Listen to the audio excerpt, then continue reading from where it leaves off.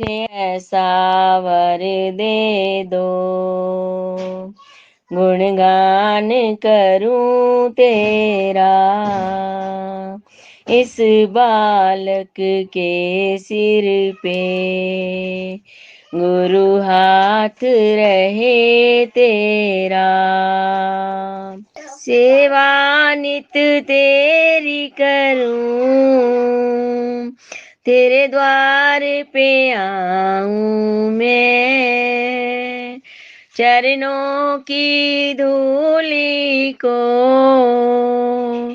नित शीस लगाऊं मैं, चरणामृत पा करके नित ध्यान करूं तेरा। मुझे ऐसा वर दे दो, गुणगान करूं तेरा। भक्ति और शक्ति दो, अज्ञान को दूर करो, अरदास करूं गुरुवर, अभिमान को चूर करो, नहीं द्वेष रहे मन में, नित भास रहे तेरा। इस बालक के सिर पे गुरु हाथ रहे तेरा। मुझे ऐसा वर दे दो, गुणगान करूं तेरा। इस बालक के सिर पे गुरु हाथ रहे तेरा। विश्वास हो ये मन में, तुम सामने हो मेरे,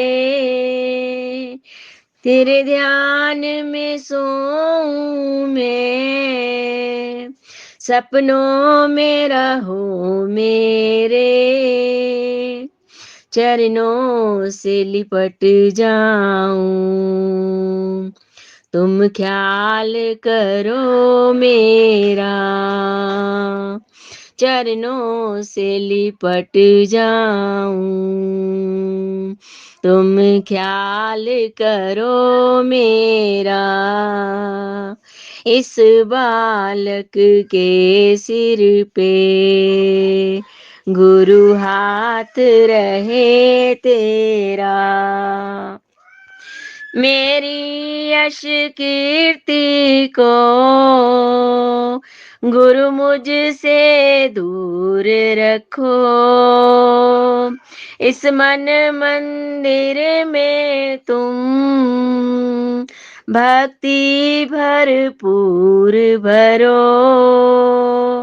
तेरी ज्योत जले मन में, नित ध्यान धरूं तेरा, तेरी ज्योत जले मन में, नित ध्यान धरूं तेरा। मुझे ऐसा वर दे दो, गुणगान करूं तेरा। इस बालक के सिर पे गुरु हाथ रहे तेरा। इस बालक के सिर पे गुरु हाथ रहे तेरा।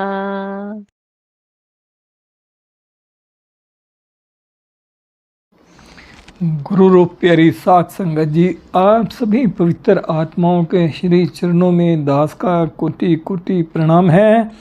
परम पूज्य परम संत कृपाल सिंह जी महाराज जी प्रवचनों में फरमा रहे हैं, प्रभु को पाने का पहला कदम अपने आप को जानना। जब से ये दुनिया बनी और इंसान ने पहले आत्म जागृति आई, उसकी ज़्यादातर कोशिश और तवज्जो इस सवाल को हल करने में लगी रही कि मैं कौन हूँ, इस दुनिया से मेरा क्या संबंध है, यह दुनिया कैसे बनी, इसको बनाने वाला कौन है। मुद्दतों तक यह खोज कुरेद करता रहा, मगर ये सवाल ज़िंदगी का मुयम्मा भेद हल ना हुआ।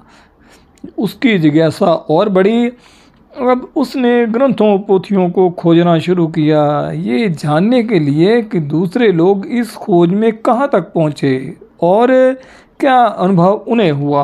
पूर्ण पुरुष जो आज दिन तक आए, सब ने इसी सवाल पर जोर दिया है कि वह क्या चीज़ है जिसको जान लेने से सब कुछ जाना हुआ सा हो जाता है, और साथ ही जवाब भी दिया, वो है आत्मज्ञान। मनुष्य को आना अपा है देह रूपी मकान का जो निवासी है, इसको चलाने वाला जो है उसको जानना। जो सच्चा ज्ञान वह है जो थ्योरी और प्रैक्टिस, बुद्धि और विचार और अनुभव करके इस सवाल को हल करे कि आत्मा क्या है, उसका परमात्मा से क्या संबंध है। यह एक कुदरती साइंस या विज्ञान है जो किसी काल्पनिक मान्यता पर आधारित नहीं, जो ना बदला है न बदलेगा। पुरातन ऋषियों ने इसे प्राविद्या, अनुभव सिद्ध ज्ञान कहकर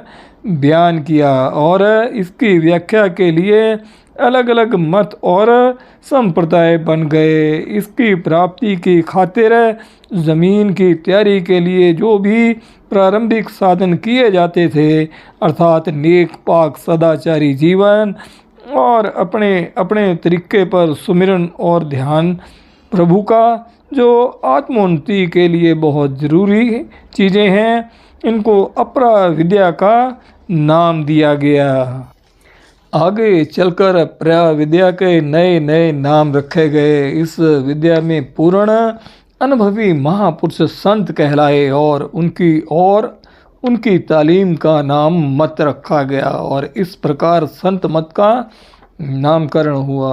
आजकल इस विद्या के लिए यही नाम ज़्यादा प्रचलित है। शब्द योग, सूरत शब्द योग, सहज योग आदि कई और नाम भी प्रचलित हैं, पर मतलब सबका एक है। संस्कृत भाषा में संत शब्द सत से निकला, चुनंचे संत का अर्थ है सत्य स्वरूप महात्मा, जो सत्य का रूप हो गया, परमात्मा में अभेद हो गया। ये ऊंची से ऊंची डिग्री या उपाधि है परमार्थ की। मत का अर्थ है किसी माहिर की राय विचार जो उसके व्यक्तिगत अनुभव पर आधारित हो। अतः संत मत का अर्थ हुआ सत्य स्वरूप महापुरुषों ने अपने आप को जानने और परमात्मा को पहचानने के बारे में जिंदगी भर जो तजर्बे किए, इस रास्ते में कौन कौन सी चीज़ें रुकावट बनी, कौन सी सहायक सिद्ध हुई, ये सारा निज अनुभव का निचोड़ जो उन्होंने लोगों की हिदायत मार्गदर्शन के लिए पेश किया। दूसरी साइंसों की तरह यह भी एक बाकायदा साइंस है जिसका स्रोत है गूढ़ अध्ययन, खोज, छानबीन और निज अनुभव से सिद्ध तथ्य और परिणाम। यह आत्म अनुरूप एक ऐसी चीज़ है जो समृद्ध सत्स्वरूप महापुरुष हर उस व्यक्ति को जो उसकी शरण में जाए, वह कोई भी हो, किसी देश, जाति, वर्ग या समाज से संबंध रखता हो, तत्काल सामने बिठा कर दे सकता है, उसमें सामर्थ्य है। तो संत मत सत्य स्वरूप महापुरुषों की दी हुई एक तालीम है, उनकी चलाई हुई एक पद्धति है, उनका बताया हुआ एक मार्ग है। पूर्ण पुरुष नामों, उपाधियों और समाजों के बाहरी लेबलों पर नहीं जाते। हिंदू हो, मुसलमान हो, सिख हो, ईसाई हो, राम हो, खान हो, जोसेफ हो, इनमें कोई भेद नहीं। उनके लिए इंसान सब एक हैं। वो इस बात को नहीं मानते कि रूहानियत किसी खास समाज या धर्म का एकाधिकार है, जैसा कि कई समाजों और पंथों ने अपने प्रवर्तकों और वो नेताओं के नामों पर इस विद्या को जोड़कर इस पर अपना एकाधिकार जमा रखा है। उनकी नज़र में ये सारी समाजें अलग अलग स्कूलों और कॉलेजों की तरह हैं। स्कूलों और कॉलेजों की अलग अलग वर्दियां और बैचेस बिल्ले होते हैं, मगर तालीम एक है। ऐसे ही समाजों के अपने अपने चिन्ह चक्र हैं, पर आदर्श सबका एक है। इंसान का दर्जा सबसे ऊंचा है और इंसान सब एक हैं, चाहे वे किसी देश, जाति, वर्ग या समाज से संबंध रखते हों। जब सब उस मालिक के बच्चे हैं और आपस में भाई भाई हैं और इकट्ठे होकर इन समाजों के स्कूलों और कॉलेजों में तालीम पाते हैं। गुरु या सतगुरु आत्म विद्या का माहिर, थ्योरी करके भी और प्रैक्टिस अनुभव करके भी, वह हर सच्चे जिज्ञासु को जो उसकी शरण में जाए, वह कोई हो, किसी देश, जाति या समाज से संबंध रखता हो, आत्म विद्या का केवल बौद्धिक ज्ञान ही नहीं बल्कि सामने बिठाकर अंतर्मुख अनुभव भी दे सकता है। उसमें यह सामर्थ्य है। वहाँ अधिकारी अनाधिकारी का कोई भी सवाल नहीं है। मर्द, औरत, बच्चा, बूढ़ा, पापी, पुण्यवान, पढ़ा, अनपढ़ा, जो भी तड़प और लगन रखते हैं आत्म विद्या को पाने की, उनकी नज़र में वे सब अधिकारी हैं। धर्म समाजों की मौजूदा हालत क्या है के बारे में महाराज जी फरमा रहे हैं। डिक्शनरी के अनुसार मत का अर्थ है मति, बुद्धि, लेकिन आम बोलचाल में इसका मतलब है पंथ या संप्रदाय, अर्थात एक जैसा ख्याल और विश्वास रखने वाले लोगों का दल या गिरोह, जो विश्वास और विचार खाली पढ़े पढ़ाई पर आधारित हो, उनकी पुष्टि के लिए अपना निजी व्यक्तिगत अनुभव ना हो। वह थोथे और निराधार हैं। विवेकवान पुरुष खाली जबानी जमा खर्च से धोखा नहीं खा सकते।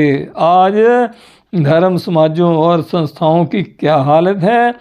पुरानी ग्रंथ पोथियां हैं या मान्यताएं और सिद्धांत हैं जो परंपरा से चले आ रहे हैं। ज़्यादातर यही कुछ रह गया है समाजों के पास। इससे परमार्थाभिलाषियों की प्यास नहीं मिट सकती। अपनी कमज़ोरी को छिपाने के लिए उनके पास कथा वार्ता और जबानी ज्ञान ध्यान ही रह गया है। ग्रंथों पोथियों के विस्तृत भंडार से चुने हुए दृष्टांत या पुराने इतिहास रोचक ढंग से पेश कर दिए और बस। अनुभव की जगह प्रोपेगेंडा और स्वांग रचना ने ले ली है। पेड़ प्रचार ने हर जगह अधोगति फैला रखी है। हालत ये है कि धर्म ग्रंथों में लोगों की श्रद्धा मिटती जा रही है, बल्कि ईश्वर पर भी विश्वास उठता जा रहा है। दिनों दिन नास्तिकता बढ़ती जाती है। पूरी छानबीन और खोज किए बिना किसी बात पर अंधाधुंध विश्वास कर लेना अक्लमंद आदमी को शोभा नहीं देता। यह मूर्खता और अंधविश्वास की निशानी है। जो विश्वास आने वाली अर्थात निज के अनुभव पर आधारित नहीं, उसकी कोई कीमत नहीं। आज के युग का इंसान ये चाहता है कि पराविद्या या आत्मज्ञान को एक बाकायदा साइंस की तरह पेश किया जाए, जिसके तथ्यों को वह व्यक्तिगत अनुभव से सिद्ध कर सके और हर तजुर्बे का कोई ठोस नतीजा निकले जिसकी गवाही दी जा सके। तो ज़रूरत इस बात की है कि हम खुद अपनी आँखों से देखें और अपने कानों से सुने, दूसरों को देखे सुने पर ना चलें। आत्म दर्शन के बारे में आत्मा को तन मन से ऊपर लाकर उसके निज स्वरूप को देखना। इंसान जिस्म रखता है, मन बुद्धि रखता है और आत्मा रखता है। पहली दोनों चीज़ों के बारे में हम बहुत होशियार हैं। जिस्म करके और मन के बड़ी तरक्की हमने की है, लेकिन तीसरी चीज़ अर्थात आत्मा के बारे में, जो हमारा अपना अप्पा है, जो शरीर और मन दोनों को चलाने वाला ताकत है, उसके बारे में हम कुछ भी नहीं जानते। इंद्रियों के भोग रस हमेशा रहने वाले नहीं, भोगते भोगते वक्त आता है कि यह जिस्म भोगने के काबिल ही नहीं रहता है। क्यों ना हम आनंद और शांति का ऐसा स्रोत तलाश करें जो कभी ख़त्म ना हो, और वह हमारे अंतर में है। अगर हम तलाश करें तो सेल्फ एनालिसिस या तन मन धन से को खोजना, आत्मा को मन इंद्रियों से अलहदा करके उसके निज स्वरूप का दर्शन करना, इस रास्ते में पहला कदम है। यहाँ पर कई संशय मन में पैदा होते हैं। एक ताकत है जो सबको चलाने वाली, परमात्मा कह लो, खुदा कह लो उसे, बहुत लोग उसकी हस्ती अस्तित्व को पर विश्वास रखते हैं, उसको पूछते हैं, उसकी चर्चा करते हैं। क्या हम उसके बारे में ज़्यादा जान सकते हैं? क्या हम उसे देख सकते हैं? क्या हम उससे बातें कर सकते हैं? इनमें से हर एक सवाल का स्पष्ट और निश्चित उत्तर है, लेकिन सबसे अधिक संतोषजनक उत्तर पूर्ण पुरुष से मिलता है। थोड़े लफ्ज़ों में वह कहता है, हाँ, हम उस हकीकत को देख भी सकते हैं, उससे बातें भी कर सकते हैं, यदि हम उतना ही ऊंचे उठ जाएं जितना वह है। पूर्ण पुरुष ये नहीं कहते कि मरकर ही तुम उसे पा सकते हो। वो कहते हैं मौत तक इंतज़ार करने की ज़रूरत नहीं, तुम ज़िंदगी में उस हकीकत का अनुभव कर सकते हो, और वह कोई अचरज की बात नहीं बल्कि कुदरत के नियमों के मुताबिक है। मगर हम उन नियमों के बारे में अभी कुछ नहीं जानते। अपने आस पास चारों तरफ हम देखते हैं, एक छोटे से जर्रे से लेकर वृहद संसार तक हर चीज़ कुदरत के किसी नियम का या विधान के अनुसार चल रही है। कानून के बिना यहाँ पत्ता तक नहीं हिलता। इसलिए एक विचारशील व्यक्ति को इस विश्व में और इसके चलाने वाले नियमों में कोई बेकायदगी, कोई अफरा तफरी, उथल पुथल और कोई अनिश्चित बात नज़र नहीं आती। किसी लक्ष्य की प्राप्ति के लिए कुदरत का एक कानून होता है, एक असूल होता है, एक विधि होती है, जिससे हम अपनी कोशिश के नतीजों को जांच परख और तोल सकते हैं। हम खुदा ही बादशाह में दाखिल होना चाहते हैं, कैसे वहाँ पहुँचे? पूर्ण पुरुषों का साफ और सीधा जवाब है, किसी ऐसे पुरुष की मदद और हिदायत ले लो जो आप गया है और तुम्हें वहाँ ले जा सकता है। सवाल पैदा होता है, ये क्या संभव है? फिर जवाब देते हैं, यह एक ऐसी सही और तयशुदा ज्ञान है जैसे 2 और 2 4 होते हैं। धर्म ग्रंथों को खाली पढ़ छोड़ना या कथा कीर्तन कर लेना ये काफ़ी नहीं, हमें भी वहाँ तक पहुँचने की कोशिश करनी चाहिए जहाँ तक वो महापुरुष पहुँचे जिन्होंने अपने अनुभव धर्म ग्रंथों में लिखे हैं। उनका अनुभव हमारा अपना अनुभव बने, क्योंकि जो एक आदमी ने किया वह काम दूसरा भी कर सकता है। अगर मुनासिब है मदद और हिदायत उससे मिले, यह हमारा आदर्श हो, इससे कम किसी बात पर हमें संतोष नहीं करना चाहिए। एक और सवाल है हमारा, प्रभु प्रेम की एक दबी दबी से चिंगारी हमारे मन में है, ऐसी हालात में हमारे लिए कोई उम्मीद हो सकती है उसको पाने की? पूर्ण पुरुष कहते हैं, यह दबी हुई चिंगारी हमें प्रभु प्राप्ति के ऊंचे से ऊंचे ज्ञान का अधिकारी बनाने के लिए काफ़ी है। उनका ये वचन आशा की एक मीठी किरण के समान है। क्या सचमुच यह छोटी सी चिंगारी प्रभु प्रेम की भड़क कर एक ज्वाला बन सकती है? काश ऐसा हो सके। और हम फिर पूछते हैं, नानक, कबीर, यीशु मसीह, मोहम्मद और दूसरे महापुरुष प्रभु प्रेम से ओतप्रोत थे, बड़े प्रेम से उन्होंने परमात्मा का गुणानुवाद किया। हम तो पापी हैं, आज इस घोर कलयुग में हमारे लिए भी कोई आशा हो सकती है? महापुरुष हमें ढारस देते हैं, तुम कितने ही पापी और गए गुजरे इंसान क्यों ना हो, कोई फिक्र नहीं, जहाँ हो वहीं खड़े हो जाओ, आगे से पाप करना बंद कर दो। आज इस ज़माने में भी सबके लिए, पापी से पापी के लिए भी उम्मीद का दरवाज़ा खुला है। बच्चा पीछे पैदा होता है, उसके लिए माता के स्तनों में दूध पहले आ जाता है। पहले जो बच्चा पैदा हुआ है उनके लिए और जो बच्चे पैदा हो रहे हैं, आगे चलकर जो पैदा होंगे, सबके लिए एक ही कानून है, मांग और पूर्ति का। एक कुदरती नियम हमेशा से चला आता है और हमेशा रहेगा, वह ना बदला न बदलेगा। भूखे के लिए रोटी है, प्यासे के लिए पानी है। कोई जिंदा सत्य स्वरूप महापुरुष ही आपको अंतर्मुख उस परमात्मा का परिचय दे सकता है, उससे जोड़ सकता है। संत मत में किसी खास चीज़ या किसी मूर्ति का ध्यान नहीं बताया जाता, बल्कि ये चीज़ें रूहानी तरक्की में रुकावट साबित हो सकती हैं। महापुरुषों की तस्वीरें और फोटो वगैरह सिर्फ यादगार के लिए हैं, बाहरी पूजा वगैरह में नहीं लगानी चाहिए। धन सतगुरु, धन गुरु रूप प्यारी साध संगत जी।